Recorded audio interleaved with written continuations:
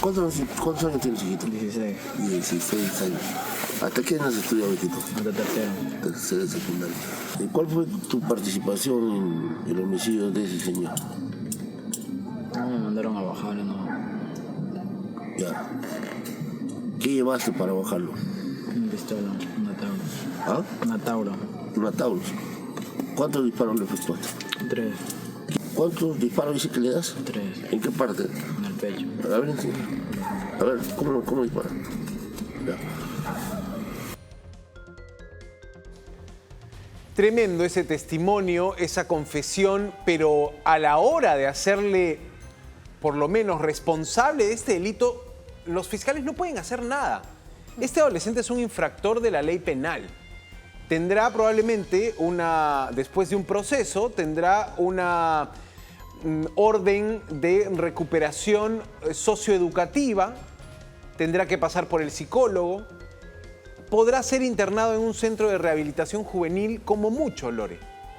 Otro caso para graficar esto que estamos debatiendo, ¿no? La propuesta de bajar la imputabilidad a los 16 años para delitos graves, lo que podría ser que un sicario adolescente de 16 pueda ir hasta cadena perpetua. También en mayo, un adolescente de 15 años confiesa que luego de estar tomando en un bar, un adolescente de 15 años, no digo mal la edad, y tras una pelea le dispara 4 tiros a otra persona. Era integrante, dice la policía, de los Babies del 11, del barrio 11 en Trujillo. Vamos a ver esta otra confesión. Así terminan confesando los adolescentes, también entre el propio temor a esa edad, cómo opera la delincuencia. Y después te cuento qué hay detrás de usar adolescentes para ultimar a personas, a rivales, en todo caso. Vamos a escuchar esto también. Confesión ante el coronel Reboredo de un sicario adolescente. Ya, ¿qué pasó en esa muerte? Eso fue cuando estábamos borrachos, estábamos tomando en un bar que se encuentra en el 11. Con otro chivo lo estábamos tomando. ¿Cuántos disparos le hacen a la escena? No me acuerdo si fueron 3, creo, o 4, no me acuerdo. Ya, después que cometen ese evento, ¿dónde se va? Y yo me voy a mi casa y ahí él se va. ¿Cuántos disparos le hacen a la escena? No me acuerdo si fueron 3, creo, o 4, no me acuerdo.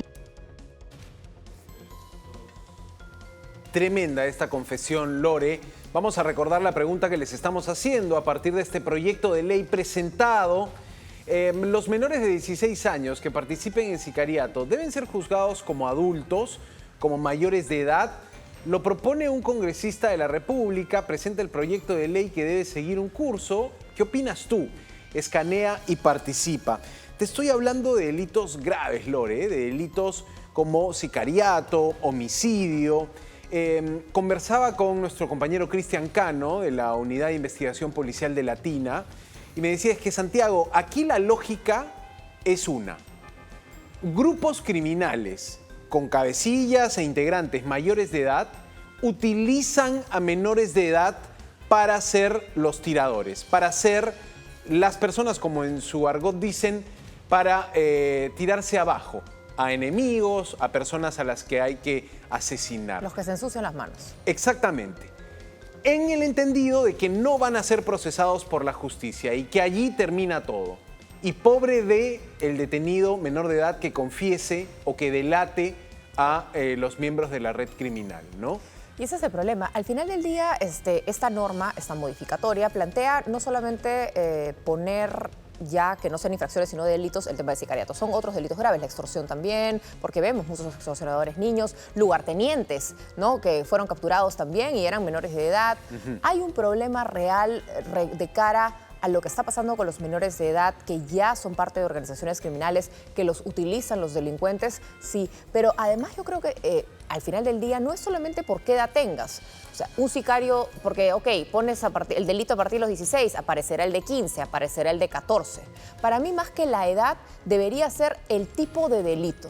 Independientemente de las circunstancias que producen ese delito grave. Yo incluiría, por ejemplo, violación sexual de menores. Si un adolescente viola a una niña, a un niño menor de los 12 años, de los 11 años, estás hablando de un delito monstruoso, de un delito horroroso, que debería también tener una sanción y no ser solamente una infracción. Porque además eso te lo permite ver a partir de una prueba psicológica. Una prueba psicológica te permite saber qué pasa por la psiquis de ese adolescente. Un grado de conciencia. ¿Qué grado de conciencia tiene? Es una persona que le pareció un chiste, que no tiene ni... que tiene rasgos de sociópata, tiene rasgos de psicópata, es un potencial adulto peligroso, entonces tú lo tienes que sacar de las calles, entonces tú lo tienes que, no sé si lo vas a recuperar en el sistema penitenciario actual o tampoco en el sistema de rehabilitación juvenil, porque sabemos que Maranguita es la cárcel, la preparación, pues la para el delito. La escuela del delito. La escuela del delito, entonces tampoco no vas a resocializar nada, pero tienes que, yo creo, identificar a aquellos ya menores que son un peligro real y latente y que pueden tener una mente criminal más evolucionada de repente que alguien de 25 o 30 años. ¿Eh? Ahora, hechos, Lore. En el año 2023 hubo, en solo la primera mitad del 2023, de enero a junio, 2.800 adolescentes infractores. Claro. Entre 12 y 17 años, 2.800 casos de delitos cometidos por adolescentes. En ese mismo espacio, en el año 2022, había 2.600. Ya tienes un incremento. Sí, claro. Mira, porque me dices, bueno, me has presentado casos de Trujillo, Santiago. Detenido por homicidio en la libertad, 15 años, ya lo escuchamos, bueno, como decía. La libertad es la tierra de Gringallo. O sea, ahí nace la historia y el primer debate que tuvimos alrededor del menor sicario, del menor delincuente, pero delincuente real, pues no así realmente líder y con conciencia de lo que está haciendo. Dame la siguiente imagen para mostrar, por supuesto, reservando la identidad de estos menores. Es algo lo que ordena la ley. Exactamente. Detenido por robo agravado, 16 años, centro de Lima. Era parte de la red Los Buitres. Tenía un cuchillo, dinero, un reloj, 3 celulares. El robo de celulares lo cometen muchas veces adolescentes en nuestro país. Su compinche tenía 18 años y también fue detenido por ese delito. Menores de edad, robando en el centro de Lima. Claro, en este caso tiene 18 años, sí puede ser imputado.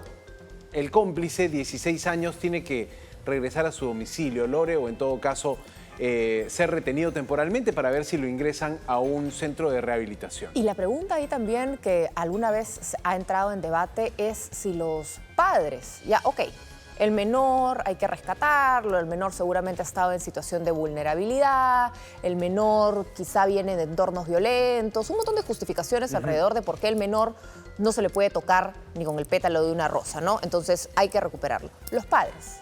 ¿Qué pasa si los padres tienen entonces alguna responsabilidad penal por delitos graves? Si tu hijo es un sicario, si tu hijo es un extorsionador, si tu hijo es parte de una organización criminal y a ti se te escapó la paloma, bueno, sé tú el responsable penal. ¿Tendría eso un impacto real en tratar de contener la delincuencia o son padres, hijos, parte de la misma organización criminal? Claro, el tema ahí, Lore, es que los delitos son individuales. En todo caso, un padre no podría asumir la responsabilidad. Imagínate los padres de estos dos jóvenes de los que hemos escuchado su testimonio. Es complejo el tema. Te lo decía porque en Estados Unidos, a propósito de los tiroteos, que lamentablemente son una realidad muy fuerte, en Estados Unidos hubo hace poco una condena a los padres de un adolescente. O sea, los padres fueron presos porque ellos hasta le compraron el arma. Su hijo ya lo habían llamado de la escuela, les habían advertido que este chico era un peligro, que tenía problemas, y ellos lo minimizaron, no dieron real importancia a la situación y terminó matando a muchos de sus compañeros. Entonces la justicia dijo, ustedes hicieron caso omiso, ustedes fueron negligentes, responsabilidad penal compartida. Ustedes también se van presos. A mí me pareció una gran política. ¿Sabes qué pasa acá? Más o menos en la situación en Trujillo, por ejemplo, y en otros lugares, faltan padres más bien ahí. Claro. Falta familia. Lógico. Falta contención en el hogar. Falta formar buenas personas. El tejido social en Trujillo, la estructura social en Trujillo empieza a mostrar grietas enormes. está roto, por ejemplo, el camino educativo de estos jóvenes. El joven de 15 años que decía, le disparé 4 tiros y con eso se autoinculpaba, se cerraba el caso, por eso el coronel Reboredo decía ya, ok, eso era lo que necesitábamos, que confieses que tú mataste a esta persona. Lore, allí nomás, ¿por qué un joven de 15 años está en un bar bebiendo alcohol con otro amigo menor de edad? Te hago esa pregunta para entender un poco la dinámica del tejido social. El caso más probablemente saltante de cómo se rompe el tejido social en un país es el de El Salvador con las pandillas. Allí también el sentido de pertenencia de un adolescente, de sentirse aceptado por una comunidad, por un grupo, por una tribu urbana, llevaba una serie de rituales de iniciación. Tienes que tatuarte el cuerpo, tienes que matar a tal persona, tienes que pagar tu ingreso a esta comunidad donde te vamos a dar probablemente ese reconocimiento, ese afecto que falta en tu familia, ese afecto que falta en tu hogar. ¿Qué puede hacer el Estado contra esto? Porque claro, el tema familiar probablemente quede más bien, más difícil de resolver. El Estado puede impulsar políticas públicas para recuperar o para asegurar de que estos adolescentes no desvíen el camino. Primero, tener una política de seguridad que ponga a los líderes de esas redes que utilizan a menores de edad tras las rejas. En Trujillo, más bien, el caso Lore es de un fracaso. El estado de emergencia fracasa flagrantemente. No hay resultados que el gobierno pueda mostrar en Trujillo. El trabajo del coronel Víctor Reboredo parece un trabajo aislado. Es un oficial de la policía que te está mostrando, que está apoyando al país, mostrando estos testimonios, consiguiendo de alguna manera detener a estos adolescentes delincuentes. Pero solo no puede hacer mucho este policía. Y lo que tienes es falta de programas sociales, falta de actores políticos que les muestren el camino del deporte, el camino de las artes, el camino de alguna actividad de ocio que sea buena. La educación es esencial. ¿Cuántos niños, adolescentes, de cara a la pandemia, dejaron la escuela y nunca han regresado? Y hasta ahora yo no veo ninguna política de vuelta al cole, alguna política real. Por cierto, además, miramos al Ejecutivo siempre, pero en el caso particular de La Libertad, tienen como gobernador a César Acuña. César Acuña no solamente tiene línea directa con Palacio de Gobierno porque tiene ministro en el gabinete, en el caso del ministro de Salud, sino que tiene bancada en el Parlamento. Tiene un poder importante en el Parlamento. El presidente del Congreso es de APP. Tiene, es decir, todo un sistema para poder generar políticas reales, no solo para su región, para todo el país también, pero podría irle mejor a La Libertad. Claro que sí, tiene que irle mejor a La Libertad. Es un tema muy complejo, Lore. Tienes muy pocas políticas públicas que busquen rescatar a los jóvenes y estamos transitando la ruta más bien de la mano dura, de decir, metamos a cadena perpetua a los menores de 16 o de 18 años. Vamos a recordar la pregunta para que nos den su opinión, su punto de vista. Los menores de 16 años que participen en delitos como sicariato deben ser juzgados como adultos. Escanea y participa. Lore, tremendo este tema. Creo que toca también a muchas familias, a muchas madres que nos pueden estar viendo. Es un tema duro, pero a ver si hay soluciones reales, ¿no? Muchas veces los políticos con estos proyectos de ley buscan un sí fácil de la ciudadanía. Pongamos matices. ¿Qué camino estamos tomando? ¿Hasta dónde llega la mano dura? ¿Estos peruanos son recuperables para la sociedad o no? Cada uno tiene su opinión, pero los hechos me parecen sagrados, ¿no? Ha aumentado el delito adolescente.